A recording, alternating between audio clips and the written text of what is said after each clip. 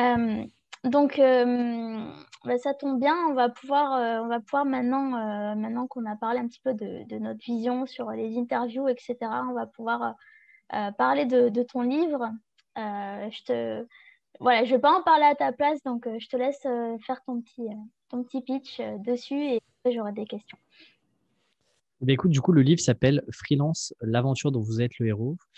Et ce n'est pas un résumé du podcast. J'ai eu la remarque avant de le sortir où beaucoup m'ont dit, mais en fait, tu vas récapituler ce qui s'est passé dans les épisodes et tu vas en faire un livre. Alors non, c'est pour ça que ça m'a pris quasiment, quasiment 12 mois en 2020 pour écrire ce livre. J'ai passé aujourd'hui, je comptabilise mon temps, donc je suis capable de te dire, là, j'ai passé quasiment 480 heures dessus. Donc c'est un vrai travail que j'ai repris de zéro, de me dire, OK, quel est en fait le point de tension, la thèse globale que je peux développer sur plus de 250 pages. L'idée, c'était de se dire, le point de départ, c'est de se dire, en fait, tout le monde est en train de vendre le mode de travail freelance comme une révolution, comme un truc extraordinaire où tout le monde s'épanouit. Mais moi, j'ai voulu comprendre concrètement, derrière, il y a quand même un enjeu business et donc il y a un enjeu d'argent, de vivre de son activité. Et là-dessus, en fait, c'est beaucoup plus compliqué d'aller chercher des chiffres et d'aller trouver, en fait, concrètement, est-ce que les freelances aujourd'hui, au-delà d'être épanouis, gagnent bien leur vie et arrivent à vivre correctement. Et là-dessus, c'était intéressant de voir que je suis tombé sur une étude de l'INSEE en 2016 ou 2017, à l'époque où notamment le statut auto-entrepreneur n'était pas à 70 000 euros, mais plutôt à 35 000 euros. Et dans cette étude-là, l'INSEE en fait démontre que tu as moins de 2% des auto-entrepreneurs qui passent au régime des sociétés et donc qui en fait passent au niveau supérieur. Ça veut dire quoi? Ça veut dire qu'en fait, tu as 98% des personnes. Alors bien sûr, dans ce lot-là, il y en a qui l'ont fait par choix, mais qui n'ont jamais dépassé le plafond de 35 000 euros. 35 000 euros en freelance, en net, ça fait à peu près 2100, 2200 euros. On peut se dire, OK, c'est quand même confortable, sauf que quand on est freelance, on n'a pas les mêmes, si on n'a pas les mêmes protections sociales que des salariés, on a plein de frais inhérents que les salariés n'ont pas à se préoccuper. Et donc, en fait, 2000 euros, 2100 euros après 3 ans d'activité en freelance, c'est finalement assez peu quand tu as mis autant d'investissement sur 3 années en freelance. Et donc là, je me suis dit, là, il y a un truc. Tout le monde est en train de vendre ça, mais en fait, la réalité, c'est que beaucoup de freelances n'ont pas les bonnes méthodologies, les bons process, n'ont pas mis en place les bonnes choses pour justement bien vivre de leur activité et justement profiter de leur liberté et non pas être, tu vois, enchaîné à ton travail où en fait tu te retrouves à bosser des heures et des heures à multiplier les missions clients parce que tu n'as pas réussi à facturer suffisamment sur un mois ou 2 mois. Et donc ça a été tout le point de tension et le point de départ. Et ce livre-là, l'idée, c'est d'aller directement dans le vif du sujet et des vrais sujets qui comptent côté freelance. Comment est-ce que tu construis ta vision? Comment est-ce que tu construis tes objectifs? Comment tu t'organises et comment tu te disciplines quand tu es tout seul et que tu n'as pas un manager derrière toi pour te dire il faut que tu me rendes ça, il faut que tu déconnectes aussi, etc. Comment est-ce que tu négocies avec tes clients? Comment est-ce que tu crées une proposition commerciale? Comment est-ce que tu démontres ta valeur et ta crédibilité et comment est-ce que tu imputes ça sur ton pricing? Comment tu justifies tes prix, etc. Comment tu crées de la récurrence avec tes clients? Comment tu crées du contenu pour faire valoir ta marque personnelle. Bref, tous les sujets business dont personne ne parle dans les bouquins. Je me suis dit, ce livre-là doit être un livre central et l'ambition, c'est d'en faire un livre référence pour tous les indépendants sur les sujets business. Tu vois, je ne parle pas d'administratif dans le livre, je ne parle pas de statut, je ne parle pas d'outils à la mode, de petits hacks à la mode. Je parle de choses qui sont intemporelles, qui sont structurelles et qui sont valables dans 5, 10 ans, 15 ans. Et donc tu dis enfin, que c'était voilà, que c'était des conseils ou des astuces Mm. que tu n'avais pas forcément vu ailleurs. Dans quel sens tu penses que qu'est-ce que tu as, enfin, sans aucune prétention ou quoi, mais qu'est-ce que tu penses apporter de différent dans ce bouquin et qu'est-ce que tu cherches à avoir comme impact par rapport à d'autres contenus qu'on pourrait retrouver ailleurs? Alors, en fait, t'as deux manières de voir le contenu. Tu as le contenu qui est disponible partout sur Internet, et Tribune en fait partie. Si tu veux, le contenu est libre, il est disponible, il est gratuit, etc. Sur la partie littérature, en fait, on peut se dire, mais il y a déjà plein de contenus freelance pour les indépendants en ligne. Pourquoi est-ce que je vais me mettre à écrire un livre qui, en plus, a une barrière à l'entrée qui est un prix, alors que je pourrais créer tout ce contenu-là gratuitement? La réalité, c'est que sur les bouquins, donc sur la partie vraiment littérature, il n'y a rien sur les sujets business en tant qu'indépendant.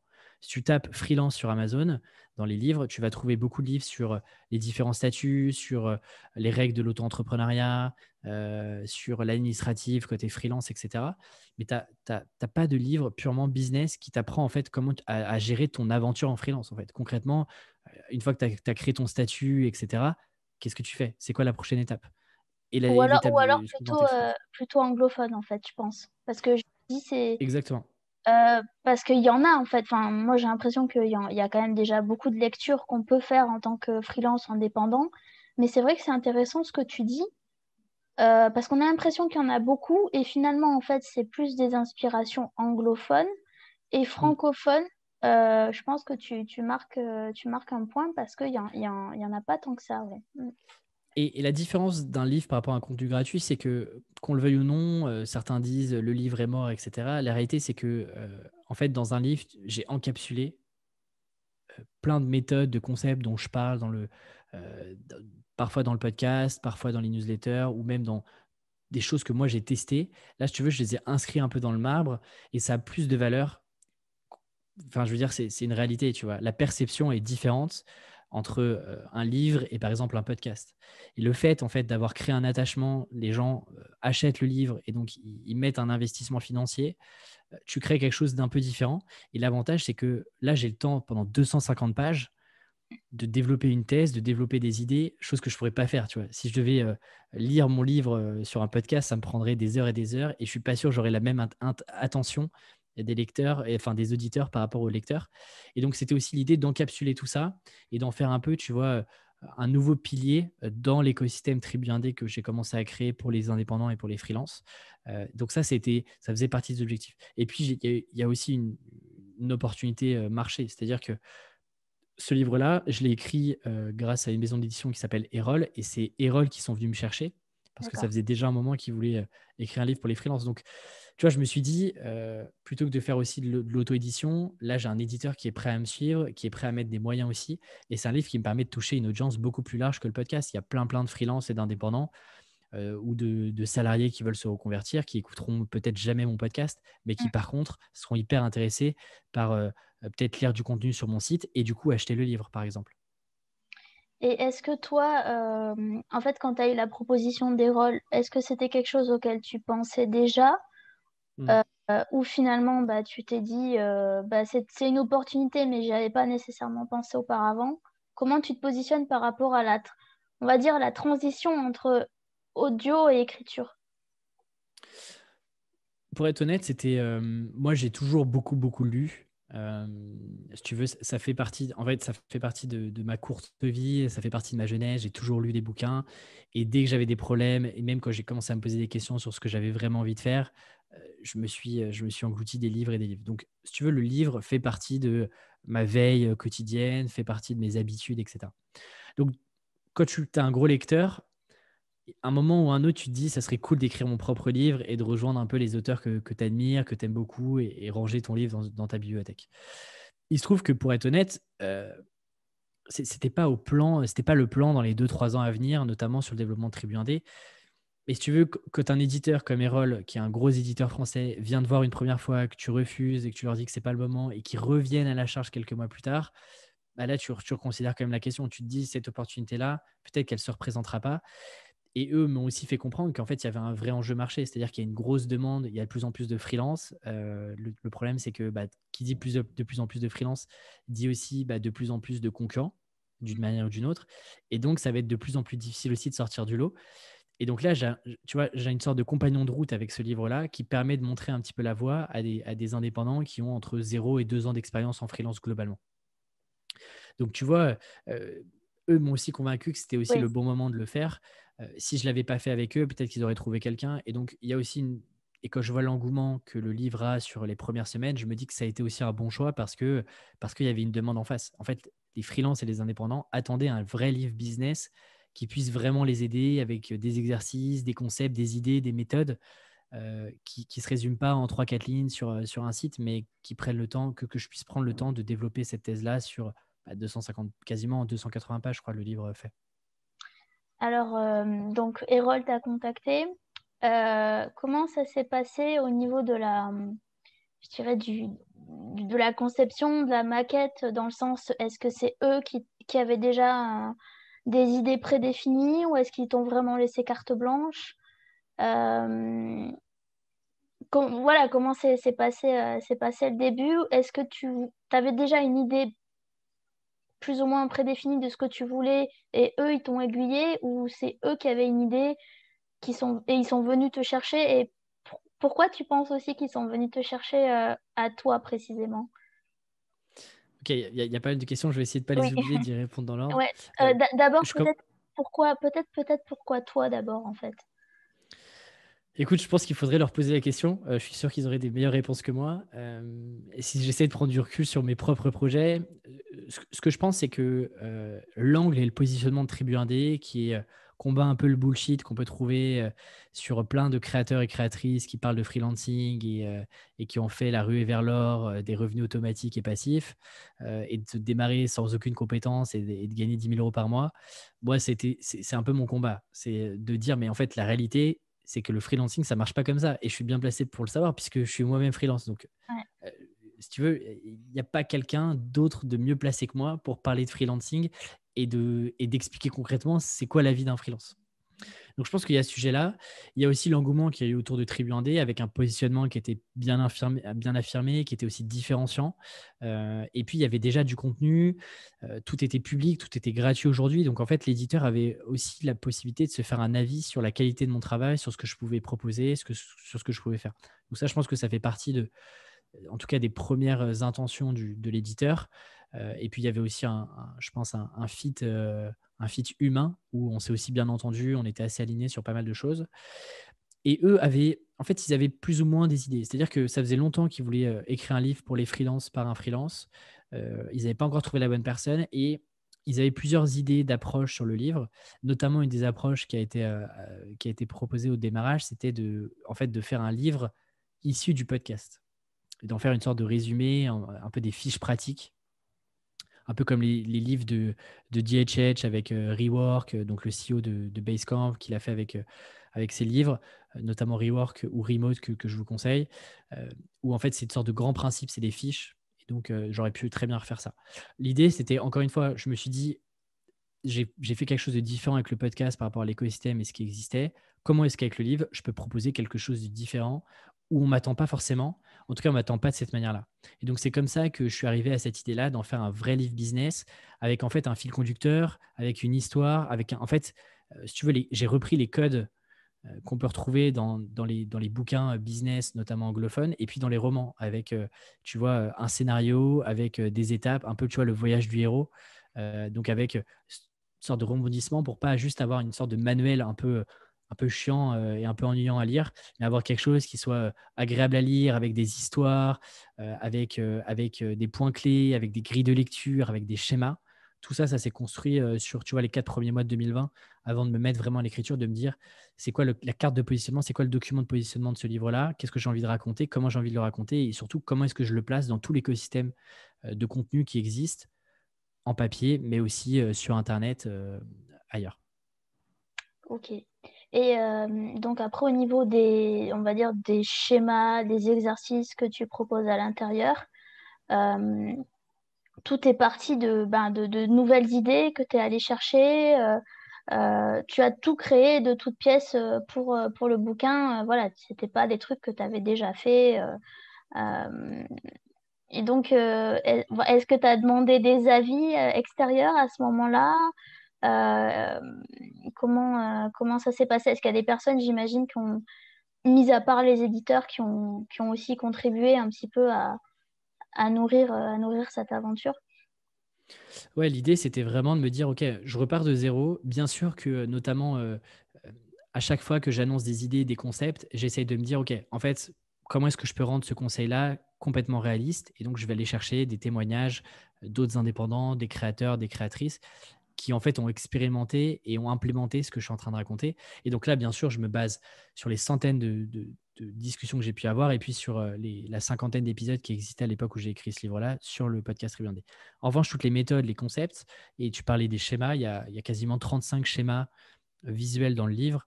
À 90%, c'est des schémas qui sont faits maison, que j'ai repensé, que j'ai réfléchi moi-même. et c'est 10% qui ont été sourcés. Bien sûr, tout est sourcé et tout est documenté. Mais ouais, globalement, c'était de me dire, j'en fais un produit complètement différent et j'en fais pas une redite de tout ce que j'ai déjà pu faire sur le podcast parce que je veux en faire une sorte de pierre, de brique de contenu qui peut vivre toute seule dans l'écosystème Tribu Indé. Ça, c'était hyper important. Bien sûr, ce que j'ai fait, c'est que j'ai travaillé avec un groupe de bêta lecteurs quasiment dès le démarrage de l'aventure de ce livre-là. Donc, c'est une aventure dans une aventure, c'est assez méta, mais qui m'ont accompagné. Donc, il y a une trentaine de personnes dans la communauté Tribu Indé. Donc, en fait, on a recréé une micro-communauté qui m'ont accompagné sur toutes les étapes de création du livre, sur la thèse du livre, sur le plan, sur le chapitrage, sur le contenu potentiel, les idées, les questions qui se posaient à chaque fois que j'écrivais un contenu. Tu vois, par exemple, je leur disais, voilà, là, je suis en train d'écrire le chapitre sur le pricing. Qu'est-ce qui vous vient en tête? Quelles sont toutes les questions que vous posez? Quelles sont les questions auxquelles vous n'avez jamais trouvé de réponse? Qu'est-ce que vous aimeriez bien trouver dans un chapitre comme celui-ci, etc. Et donc ça nourrissait ma recherche que j'avais faite en amont euh, sur le plan, etc. Donc ça a été une des parties. Et ils m'ont aussi surtout aidé sur la relecture du livre, sur vraiment concrètement, est-ce que le livre répond aux attentes et aux exigences que moi je m'étais fixées. Et donc, tu vois, il y a à peu près 25 personnes qui ont relu le livre, entre 1 et 3 chapitres chacun, et qui ont pu en fait me refaire des retours hyper concrets pour justement améliorer le livre. Aujourd'hui, c'est la 7e version du livre, celle que les personnes peuvent acheter aujourd'hui. Il y a eu 7 versions du livre. Les 3-4 premiers chapitres ont été peut-être écrits 2-3 fois. Donc en fait, là, on a vraiment un produit fini sur lequel je suis sûr à 90% de la qualité du contenu. Pas parce que c'est Alexis Minkela qui l'a écrit, mais parce qu'en fait, il y a 25 personnes qui ont relu le livre et ces 25 personnes-là sont des indépendants qui ont en plus des niveaux de maturité différents. Tu vois, il y avait des personnes, des salariés qui voulaient se lancer, il y avait des freelances qui venaient de se lancer en 2020, il y avait des freelances plus expérimentés aussi.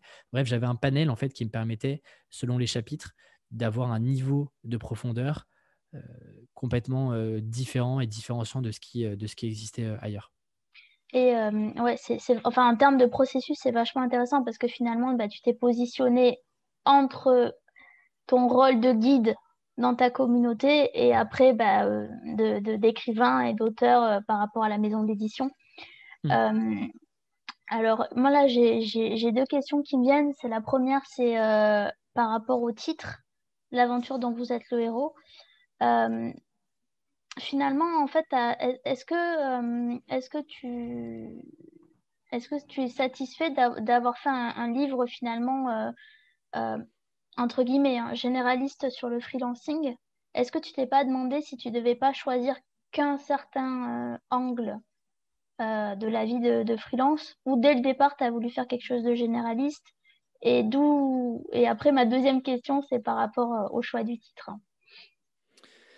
Écoute, sur ta première question, je pense pas, tu vois, qu'on ait un livre qui soit si généraliste que ça, parce que ce livre-là déjà adresse une cible qui est les freelances. Alors bien sûr, on peut se dire les freelances en fait sont extrêmement nombreux en France, pas vraiment tant que ça.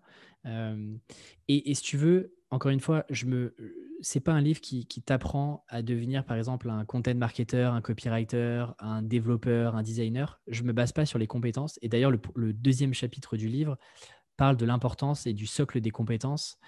Et dès le départ, je prends le parti pris je ne suis pas en train de vous apprendre des compétences métiers, je Bien suis sûr. plutôt en train de vous apprendre des compétences business. Et donc, en fait, à partir de là, quand j'ai positionné le livre, je me suis dit, en fait, la compétence business et la manière dont tu dois te vendre à un client, que tu sois un coach sportif, que tu sois un décorateur d'intérieur, que tu sois un graphiste ou que tu sois un podcasteur, en fait, on reprend les mêmes principes. On reprend les mêmes principes de base et c'est là-dessus en fait que je me base plutôt que sur des spécificités métiers parce que je voulais faire aussi de ce livre quelque chose, une porte d'entrée vers après d'autres contenus très blindés, d'autres podcasts par exemple plus spécifiques. Mais tu vois, avec ce livre-là, je voulais que ça soit une sorte de gros démarrage. Encore une fois, le cœur de cible, c'est 0-2 ans d'expérience. Mm. Donc, tu vois, le livre, il est plutôt niché sur le timing de l'aventure. C'est-à-dire que dans ce livre-là, tu ne vas pas apprendre à passer, par exemple, de freelance à une agence. Tu vois, je ne te parle pas de Ouais, ouais, comment est-ce que bien tu sûr. recrutes tes premiers employés, etc. J'ai timé ça plutôt sur phase de lancement et développement, comment tu passes en fait de 0 à 1 et de 1 à 10 en termes de chiffres, en termes de méthodologie, d'approche client, etc. Donc ça, c'est pour ça que oui, c'est un livre généraliste pour les freelances, mais suffisamment spécifique pour apporter les bonnes réponses à tous les enjeux business et à toutes les situations que tu vas te poser et que tu rencontreras d'une manière ou d'une autre. Et je le sais encore une fois parce que je suis passé par là depuis 4 ans, mais que tu vas rencontrer un peu dans ton aventure freelance. Et ta Euh, deuxième question sur le choix du titre, c'est ça? ouais, je fais juste une petite parenthèse. En fait, j'ai dit généraliste, mais je voulais dire plutôt dans le sens de globalité, en fait, que c'est vraiment complet, tu vois, que c'est pas un seul angle, Bien sûr, hein. c'est pas que la vente ou que, je sais pas moi, l'organisation. Dans le sens plus de globalité, c'était ça que je voulais dire. Et oui, effectivement, la question du titre. Écoute, le titre, moi, j'en suis extrêmement content. J'ai choisi un titre un peu métaphorique. Euh, Bien sûr, il y a le mot freelance qui apparaît et il y a ce sujet de aventure et héros qui me tenait vraiment à cœur. Moi, je prends un peu l'aventure en freelance comme un vrai jeu. Et d'ailleurs, la couverture en est le parfait symbole avec une sorte de pixel art qui est complètement assumé sur la couverture. Sur la couverture, c'est en fait le titre, c'est un sujet qui est extrêmement important pour un livre parce que c'est pas comme un épisode de podcast, un article de blog ou une vidéo YouTube où en fait si tu vois que ça prend pas sur les 2 3 jours, tu peux changer le titre, essayer d'AB tester un petit peu en live. Sur le livre, une fois qu'il est imprimé, il est imprimé, quoi. Je veux dire, je peux pas remettre des post-it pour changer les titres. Donc ça, c'est un vrai enjeu et l'éditeur me l'a vraiment fait comprendre. Et donc là, je me suis dit, plutôt que de partir juste de mes intuitions, comme beaucoup d'auteurs font, en se disant, OK, quel titre je vais pouvoir trouver, qu'est-ce que je vais pouvoir bien raconter, etc. Moi, je me suis plutôt dit, comment est-ce que je peux mettre de la méthode, tout comme mon activité en freelance, comment je peux mettre de la méthode pour trouver le meilleur titre. Et donc, je suis passé par un certain nombre d'étapes. J'ai notamment analysé entre 60 et 70 titres sur Amazon, à la fois des titres que je pouvais avoir. Il y a une partie derrière moi dans la bibliothèque et puis les meilleures ventes sur Amazon. Et j'ai essayé de comprendre sur chacun de ces titres-là quels étaient un peu les ingrédients, quelle était la structure derrière. Et je me suis notamment basé sur les travaux d'un gars qui s'appelle Tucker Max, Ouais. euh, qui donne un certain nombre de méthodes pour trouver des titres, enfin pour construire ton titre de livre. Et donc j'ai essayé de rattacher ces méthodes-là à une soixantaine, une grosse soixantaine de bouquins, pour essayer de voir s'il y avait des patterns communs, s'il y avait des choses qui revenaient de manière générale. Et donc c'est comme ça qu'après j'ai trouvé 10 15 titres qui me paraissaient intéressants. Et donc encore une fois, tu vois, je suis parti du coup d'une méthode pour en trouver des titres plutôt qu'une intuition pour trouver des titres. Ces 15 titres-là, eh bien, le groupe de bêta lecteurs m'a aidé à affiner les propositions, si tu veux, Alors, à écarter un maximum de titres et à en garder 4 5 qu'on a retravaillé au cours de sessions en live pour essayer de comprendre aussi à quoi leur faisait penser un titre comme celui-ci, qu'est-ce qu'ils attendaient derrière, parce que c'était important. Ces titres-là, je les ai testés à plus large échelle pardon, sur la communauté Tribu 1D, notamment via la newsletter, pour récupérer du feedback quantitatif, mais aussi qualitatif, pour leur demander bah, qu'est-ce que ça leur évoquait. Et sur ces 4 titres-là, il se trouve il y avait 2 titres qui se rapprochaient. Bien sûr, le titre final qu'on a aujourd'hui, Freelance, l'aventure dont vous êtes le héros, était le titre qui était ressorti le plus déjà dans la communauté de Tribu 1D. Mais je me suis dit, ce livre-là, il doit aller plus loin, il doit dépasser Tribu 1D. Et donc, j'ai réutilisé une technique que Tim Ferriss avait utilisée. Alors, lui, il l'avait utilisée sur la publicité sur Google. Moi, je l'ai fait sur la publicité sur Facebook. Mais j'ai testé les 4 variations de titres. Je les ai testés en publicité Facebook pour voir qu'est-ce qui attirait le plus l'attention, où est-ce que je récupérais le plus de clics, pour voir aussi sur une audience plus large. globale, générale, plus large, effectivement, qu'est-ce qui a attiré le plus d'attention. Et il se trouve qu'une fois encore, ce titre-là, Freelance, l'aventure dont vous êtes le héros, a généré plus de clics que les autres. Et donc, si tu veux, c'était à la fois le titre que moi je préférais, mais qui a été aussi backé par le marché, parce que c'est bien d'écrire un livre, mais c'est encore mieux quand il est lu et quand il est acheté, donc quand il plaît à une audience. Et donc, c'est comme ça que j'ai trouvé ce titre-là. Donc, tu vois, il y a eu ces 4 grosses étapes-là, euh, hyper stratégiques aussi, pour être sûr qu'on a le bon titre, que le titre correspond à l'identité que j'ai envie de donner à ce livre, à l'identité aussi de ce que je raconte via Tribu 1D, et que ça puisse s'inscrire aussi, et que ça soit aussi différent, tu vois. Je trouve que beaucoup de livres business sont faussement sérieux, ont des couvertures toutes C'est les très mêmes, carré, ouais. des titres toujours hyper, soit c'est très pompeux, soit c'est extrêmement ennuyant. Et donc là, j'ai essayé d'avoir quelque chose d'un peu plus métaphorique, qui soit le plus intéressant, en tout cas qui capte très très vite l'attention, le plus vite possible pour se dire, tiens, je vais juste le prendre dans les mains et je vais regarder la quatrième de couverture. Et c'est là où tu as un peu une sorte de mini page de vente sur ta quatrième de couverture avant d'aller explorer le sommaire et potentiellement l'introduction. Et puis, in fine, bien sûr, l'acheter. Comme méthode, c'est hyper intéressant, mais qu'est-ce que tu conseillerais aux personnes qui aimeraient, voilà, qui aimeraient se lancer un livre, qui aimeraient lancer leur livre, mais qui pensent qu'ils ont un bon concept, etc., mais qui n'ont pas forcément d'audience à qui partager leurs idées, leurs plans et pouvoir vérifier que c'est compliqué quand on n'a pas beaucoup d'audience et qu'on voudrait vérifier que notre idée de bouquin fonctionne. Bah, tu vois, je te donnerais presque un conseil contre-intuitif. Est-ce que du coup, c'est vraiment le bon moment pour écrire un livre? Tu vois, moi, j'ai passé 470 heures sur un livre. C'est 470 heures sur lesquelles je ne les ai pas passées, par exemple, à développer Tribu 1D, à faire connaître le podcast à plus large échelle, à travailler sur mon activité freelance. Et donc, tu vois, c'est un investissement. C'est peut-être le projet le plus difficile que j'ai réalisé jusque-là. Et ça demande un investissement qui est dingue. Et donc, si tu veux, c'est comme n'importe quel projet. Quand tu passes, en fait, tu n'as pas de boucle de feedback très rapide sur le livre. Si ce n'est si tu as un groupe de bêta lecteurs. Mais tu vois, si je pars du principe que tu n'as pas de communauté, potentiellement, tu n'auras pas forcément de groupe de bêta lecteurs. Et donc, si en fait tu es tout seul dans ce projet-là, tu vas passer des mois à créer quelque chose sur lequel en fait tu ne peux pas être sûr que le projet va plaire. Et donc, tu prends une prise de risque qui est énorme. Peut-être que ça vaut peut-être le coup, par exemple, euh, sur un premier livre ou un premier gros contenu comme ça, de se dire, bah, je vais en fait essayer de créer l'audience en même temps que je suis en train d'écrire un livre. Et donc, potentiellement, pourquoi ne pas écrire un livre en public? Et de se dire, bah, en fait, je sais pas, toutes les semaines, je vais sortir un chapitre de mon livre. Et puis, à la fin des X semaines, j'empacte tout ça, je mets un peu de liant, j'écris les intros, etc. Je réaffine un peu le livre. Et ensuite, vous pouvez l'acheter, mais toutes les semaines, j'ai du contenu que je peux publier, je peux ramener des gens sur la newsletter, faire grossir cette audience-là, qui sera du coup là au moment où le livre sortira. Moi, je pense que si tu n'as pas d'audience aujourd'hui, je ne sais pas si le livre, c'est le. En fait, il faut te demander pourquoi est-ce que tu écris ce livre-là. Euh, et tu vois, il faut mettre de côté, à mon avis, le sujet de notoriété, d'être un auteur, etc. Parce que, Oui, bien encore une sûr. fois, si tu n'as pas d'audience et que le livre ne se vend pas, bon, bah oui, tu peux écrire auteur sur LinkedIn, mais du coup, tu auras perdu énormément d'énergie sur quelque chose que tu aurais peut-être pu faire publiquement, gratuitement au démarrage. C'est comme ça que tu vois, ça n'a pas été le premier projet que j'ai fait autour du freelancing.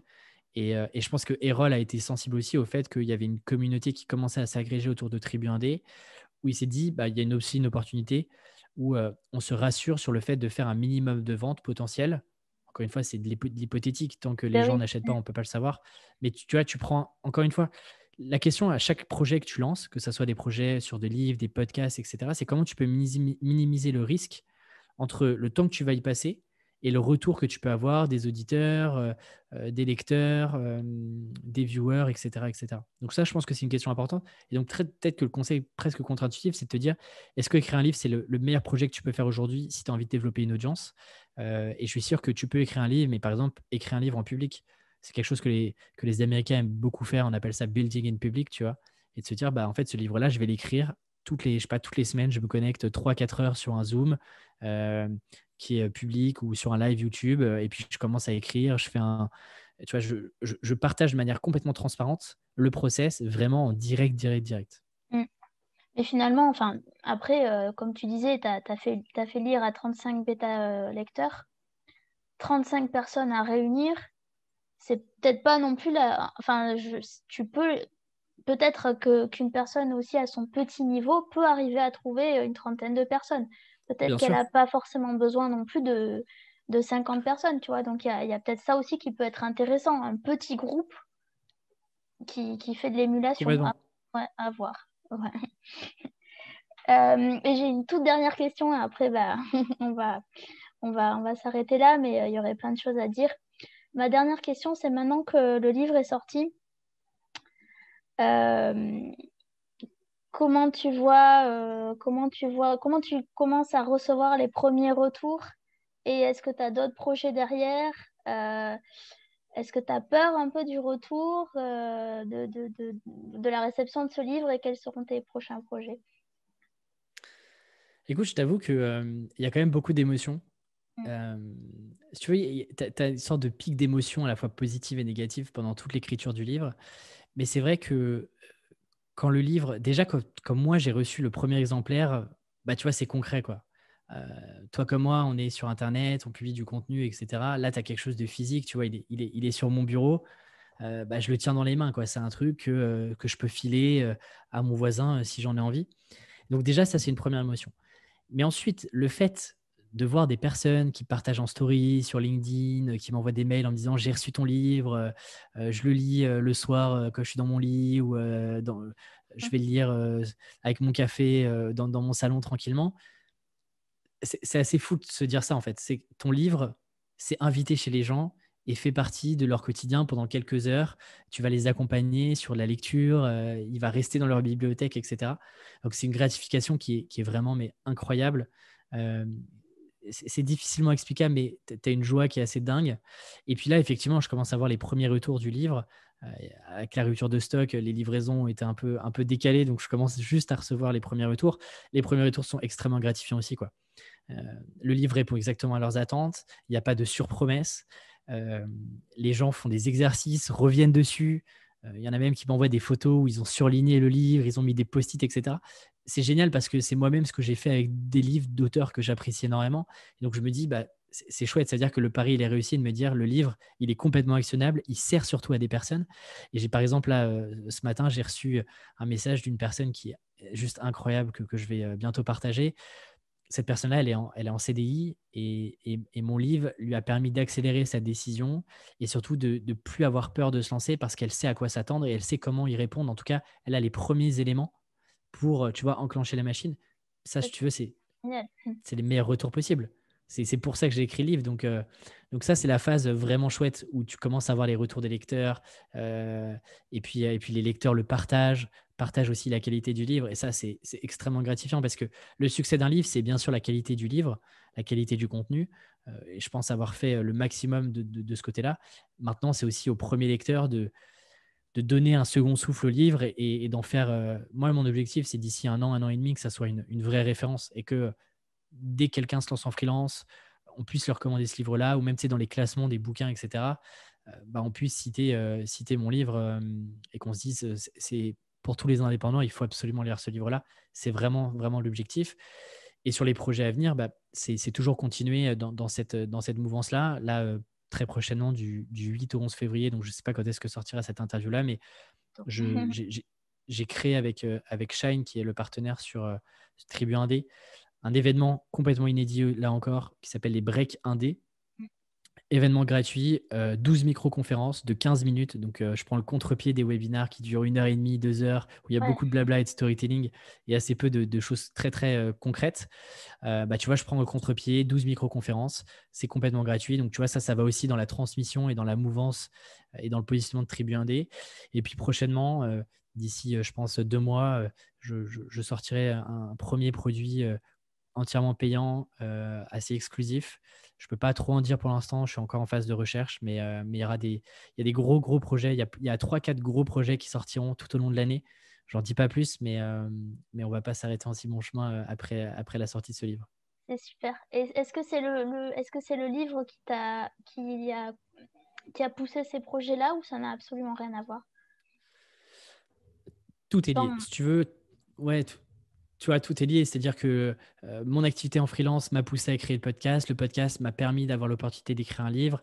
Et bien sûr, ce livre-là, l'idée, c'est aussi de m'en servir.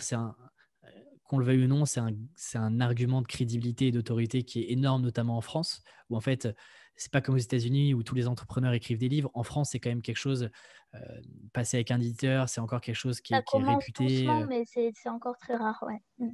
Donc, bien sûr, l'idée, d'aller accélérer là-dessus. C'est pour ça que je vais passer quasiment 80% de mon temps sur Tribu Indé sur 2021.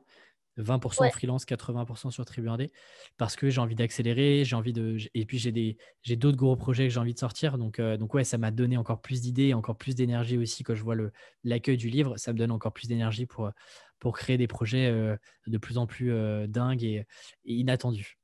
Et t'as pas peur quand te pique ton bébé un petit peu? Quand te pique Dans un quel peu, sens?